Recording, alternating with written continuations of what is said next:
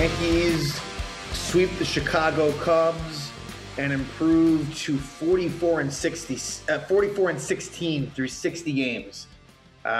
Just remarkable for the Yankees. On pace for a shit ton of wins. But really, I think that this is a team that, if they stay healthy, which is a big if, but if they stay healthy, they should really position themselves nicely in terms of, winning the division and, maybe finishing first in the American League and having home field. It's early, but the signs are great from what you see with this Yankee team. And look, the Chicago Cubs aren't a good team, but just the fact that they're getting a lot of sweeps, and that had been an issue that I had in previous years.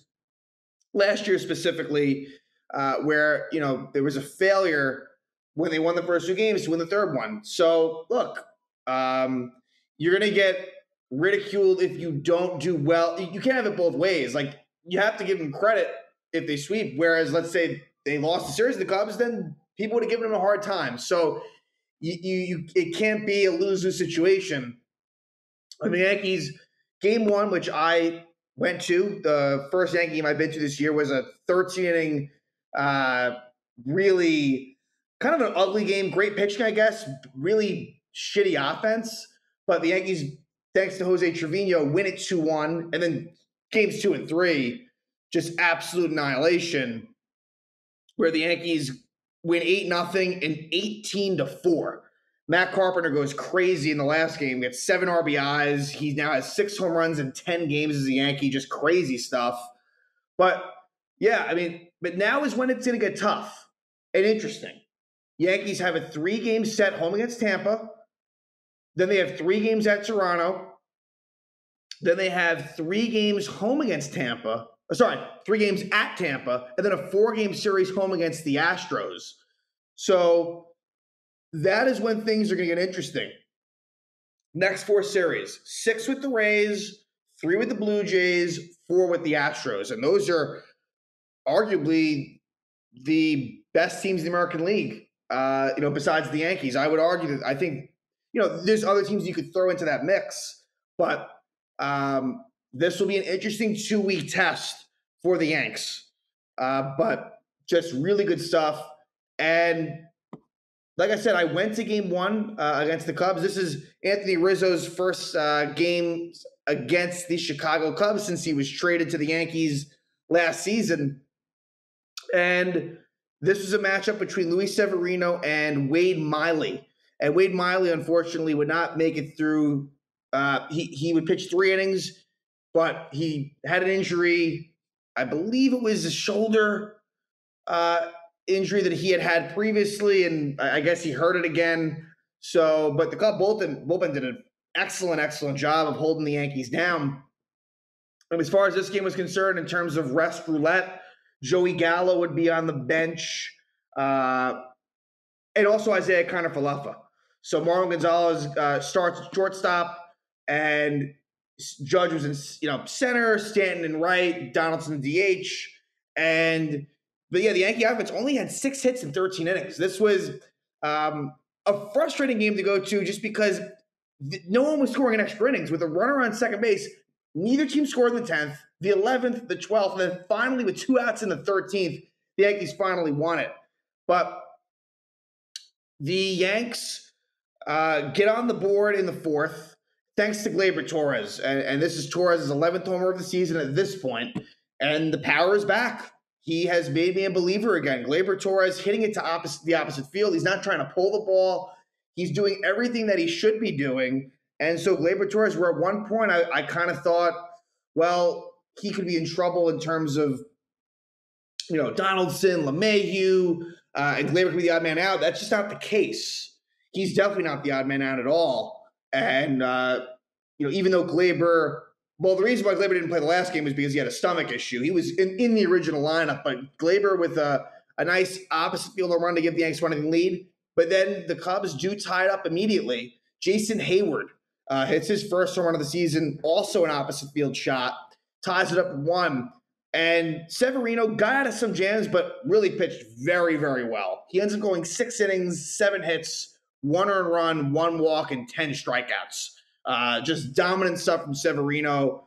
It's been a really, I mean, this is someone who we haven't really seen a whole lot in recent years. He's been hurt a lot, and Severino is healthy and looks like his old self.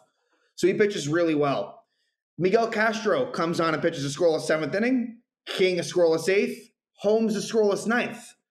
And let's just jump to the bottom of the 10th. Well, the 10th inning. Let's go to the 10th inning. I guess the 8th inning, the Yankees had a little bit of opportunity, but I want to go to the 10th. Clark Schmidt comes on, and Clark Schmidt pitches 2 scoreless innings with a runner on second. Very impressive. Gets a double play in both innings. The more conventional double play occurs in the 10th, where he gets a 5-4-3 double play to end the inning. We head to the bottom of the 10th, and Judge is intentionally walked, and Rowan Wick is on for the Cubs, and he strikes out his old teammate Anthony Rizzo looking. So Rizzo strikes out looking. Then Joey Gallo was up, and I must say it was frustrating that Gallo pinch ran for Stanton in the 8th, which I didn't love. I didn't love that decision then, knowing that the game was tied, knowing that I kind of wanted Gallo to pinch it for Higashioka and get Trevino in the game sooner. Eventually, Trevino does get in the game, and it all works out. But anyway, Gallo grounds out softly to the pitcher. It's second and third. Then Donaldson, it's an absolute shot to left. But Ian Happ tracks it down at the warning track. Donaldson shooting for a walk-off homer, doesn't get it. And so we go to the 11th, and in that inning, it is Clark Schmidt getting the unconventional double play. A line out to Schmidt, makes a nice play, throws it to Connor Falefa, and Jonathan Fiar is out at second. So bottom of the 11th, lefty Brandon Hughes comes on, and they intentionally walk Glaber, and then Aaron Hicks lines out to third. You can't blame Hicks as much as I'm not a big Hicks fan. He hits it hard, lines out. Then Kyle Higashioka flies out to left, and then Connor Falefa grounds out, as he eventually would come in the game for Marwin after Carpenter pinch hit for Marwin a few innings back. So we go to the 12th, and Wandy Peralta comes in, and Peralta gets the job done. Doesn't get any strikeouts, but it's all soft contact. And so now we go to the bottom of the 12th.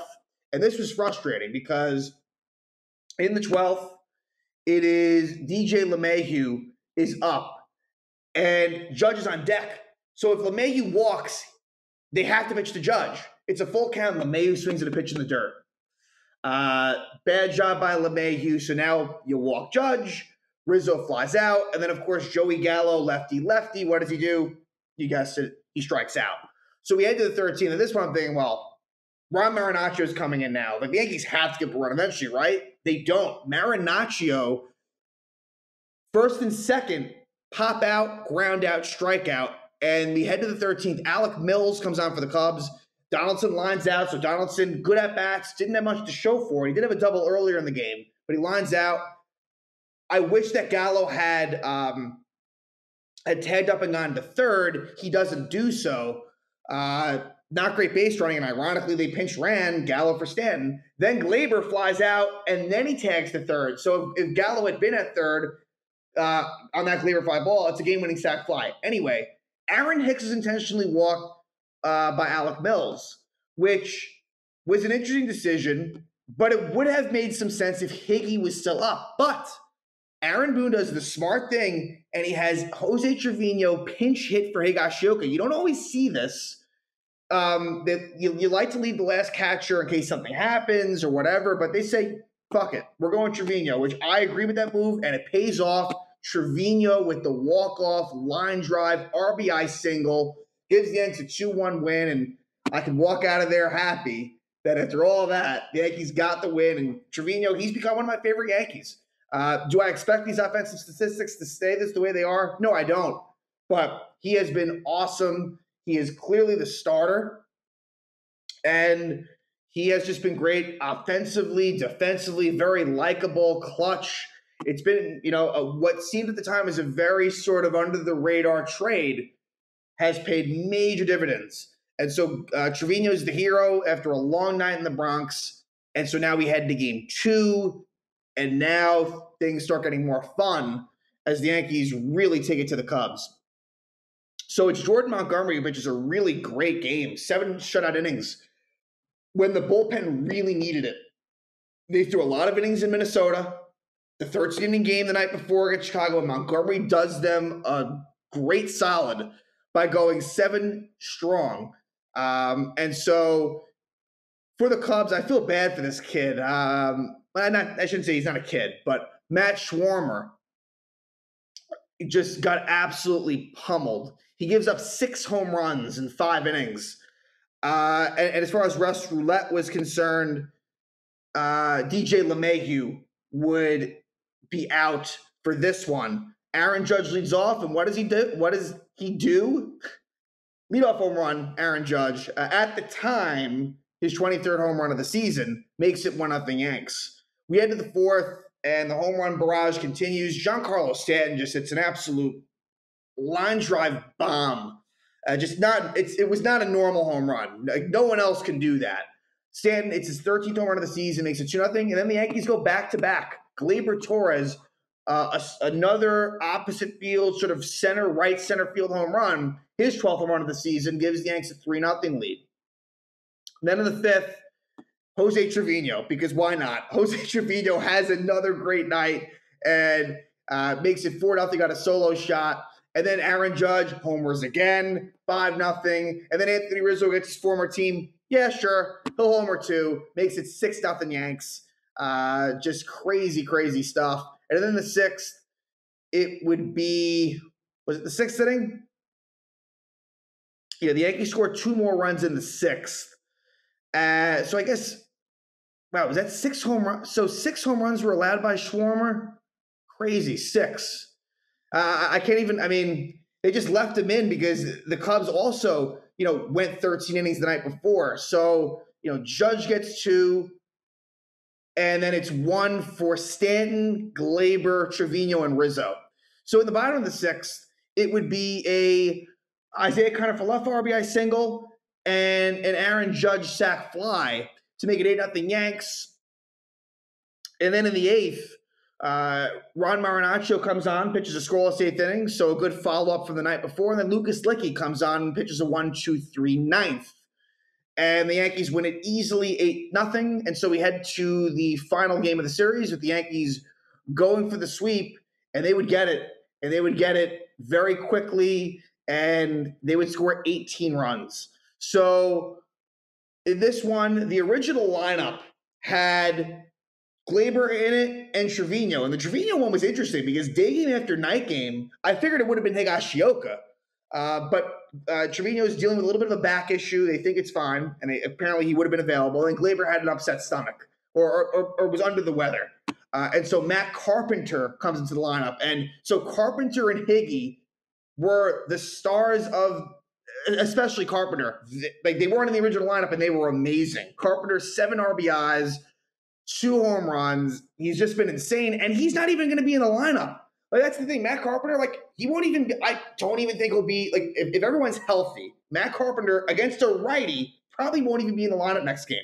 He is purely a pinch hitter and a guy that will – if there's, an injury or, the right circumstance happens, he'll be in there. Other than that, he's on the bench. It's kind of like Marwin Gonzalez, different roles. Carpenter's more of a pinch hitter. Gonzalez more of a utility – can be a pinch runner, but more of a utility defensive option. But Carpenter has looked amazing when he's been in there. He's the story of this game. And Jameson Taillon wasn't amazing, but was good enough. And Taillon goes 5 innings, gives up 3 runs, gets the win, his 7th win of the season. So Jameson Taillon improves to 7-1. And Keegan Thompson did not make it out of the first inning for the Cubs. So Keegan Thompson gets absolutely demolished. I shouldn't say demolished, actually. He didn't give up any home runs, but 3 hits and 3 walks in 2/3 of an inning, that's not going to get it done. In the first, the Cubs would take the lead. Their one lead of the series, Ian Happ, who I was very impressed by. Ian Happ, very good player. Homers, his 7th home run of the season, makes it 1-0 Cubs. But in the first, you have a bases loaded walk by Matt Carpenter, a 2-run double by Isaiah Kiner-Falefa, and then a 2-run double by Joey Gallo. So kind of gets lost in the shuffle is a Joey Gallo 2-run homer, makes it 5-1.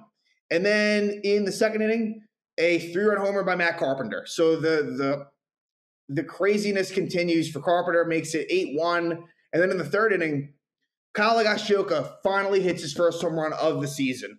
They gave him the silent treatment. I kind of figured they might do that. So Higgy on the board, good to see, makes it 9-1. Giancarlo Stanton adds an RBI double, makes it 10-1. In the fourth, you get an RBI granted by Frank Schwindel, cuts it to 10-2. Then in the fifth, Jason Hayward reaches on a throwing error by Rizzo.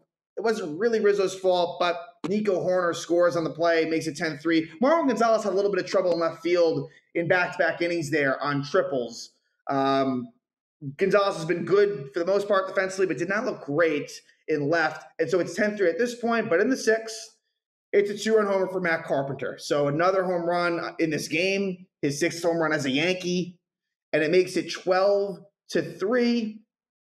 Manny Banuelos comes on in the seventh, gives up an RBI double to P.J. Higgins, makes it 12-4. But Manny Banuelos would actually get the save as he pitches 3 innings, 7th, 8th, and 9th. And Banuelos, he's looked pretty good. And I don't mind him as an option if it needed to come to that. In the bottom of the seventh, the Yankees score 5 runs. RBI single Rizzo, 2-run single Stanton, RBI double Matt Carpenter, RBI single Isaiah Kiner-Falefa. Makes it 17-14. Then at the bottom of the eighth, Frank Schwindel, the position player, comes on to pitch, and Kyle Higashioka takes advantage and hits his second homer of the game and makes it 18-4. So, and that's your final score. Banuelos goes 3 innings, like I said, looked pretty good in the process, and so the Yanks improved to 44-16 on the season. Just crazy, crazy stuff, like I said. And this is a team that definitely will be heard from. There is just no question about it. But let's see what they do in the next 2 weeks. 3 more games at home against Tampa, and the matchups there: Kluber-Cole, which is a rematch of what we saw at the Trop in a game that was won by Tampa. I would, especially after how bad Cole was against Minnesota last game, I want to win that game. Corey Kluber back at the stadium for the first time since he signed with the Rays. You really want to see the Yankees win that one. Game 2 is a battle of 2 of the best pitchers in baseball this season, Shane McClanahan and Nestor Cortez. 2 pitchers that have below 2 ERAs. So that should be a fun matchup between a couple of great southpaws. And then game 3 is Drew Rasmussen versus Luis Severino. And so that's a matchup where I guess I give the slight edge to the Yankees, but these are going to be like really close games. I would be surprised if there was a sweep. And you're hoping for the Yankees to win 2 out of 3. That's the hope here. They split at the Trop in a 4-game set, and I'm hoping the Yankees can take 2 out of 3 against Tampa. And, right now the Yanks are 9 games ahead of the Rays. So, just do your thing, win series, and you'll be in a good place. So, again, Yankees with the sweep of the Chicago Cubs. They keep on winning. The stats are ridiculous at this point, and they are now 44-16 through 60 games on the season.